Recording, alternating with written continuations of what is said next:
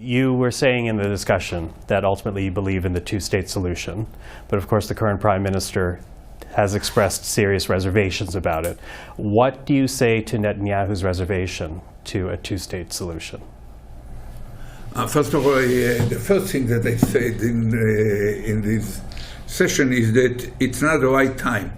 Our youngsters, while we are speaking, it's already night in Israel, they are getting into the tunnel, getting into those buildings, where can expect a kind of a terrorist behind every corner. They have to be the first to pull the trigger. That's not the right timing, so to speak, to talk about future intentions in the longer term.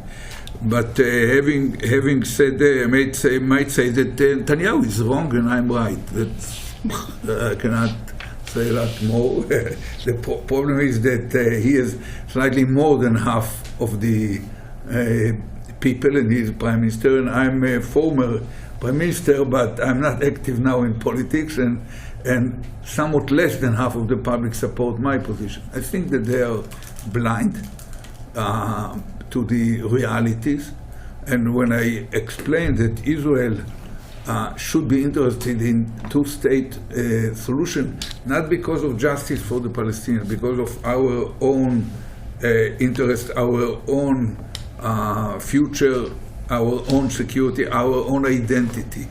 We need it because Israel is established in order to become a Zionist, democratic, liberal democracy, I believe, in its nature, and that's not the case going to happen if we have control over the whole area. It will become either non-Jewish or non-democratic, and neither of these is the Zionist dream. If you were to follow the current course that we're seeing Israel carry out in its war against Hamas, what do you think will happen? Will Israel have to reoccupy? Will it have to go to an international force? How do you see this unfolding? It's not, no one in Israel really intends, probably except for the extreme right-wing kind of zealots. No one expects Israel to take over and hold the Gaza Strip with over 2 million Palestinians for the next 10 or 20 years. So we all think of making the operation. However, it might take, it probably take several months to fully make sure that Hamas military capabilities had been erased and it has no capacity to reign over the Gaza Strip.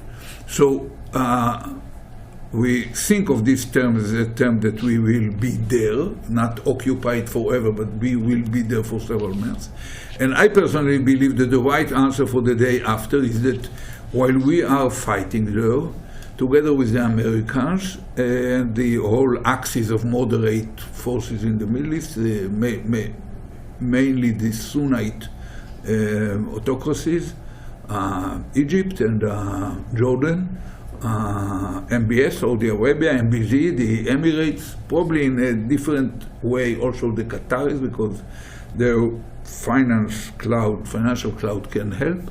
That the Arab group will establish a multinational Arab force that will be ready to take over the Gaza Strip from us once we destroy the Hamas capabilities for a limited period, let's say 3 or 6 months, backed by Arab leaders, also probably even United Nations Security Council resolution if the Russians will not veto it, and take over the Gaza Strip and bring back the original owner, so to speak, internationally recognized owner, which is the Palestinian Authority.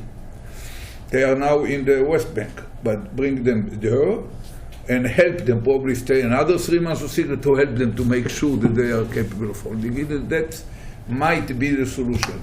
Of course, it contradicts the present government position that they do not want to see them.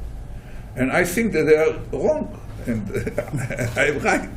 Mm-hmm. And I think that the only realistic solution that will save Israel the experience of coming once again to control 2 million or whatever Palestinians that take care of everything from social security, education, sewage, supply for babies or for hospitals. So should be reigned by Palestinians. And of course, we should make many arrangements on the security side, both along the barrier, probably cordon sanitaire a few hundred meters beyond the barrier, to make sure that what we experienced in the October 7th cannot ever repeat itself. That's our main interest.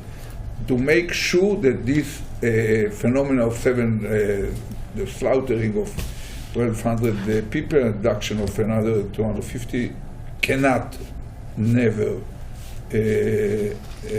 happen ever again.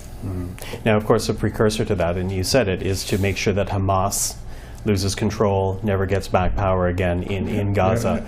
With both your political and your military background, what is that actually going to take? Because right now, we're, as reported, thousands of civilian casualties as a result of this operation. What will it actually take, do you think, to get rid of Hamas and make sure they don't take power again in Gaza?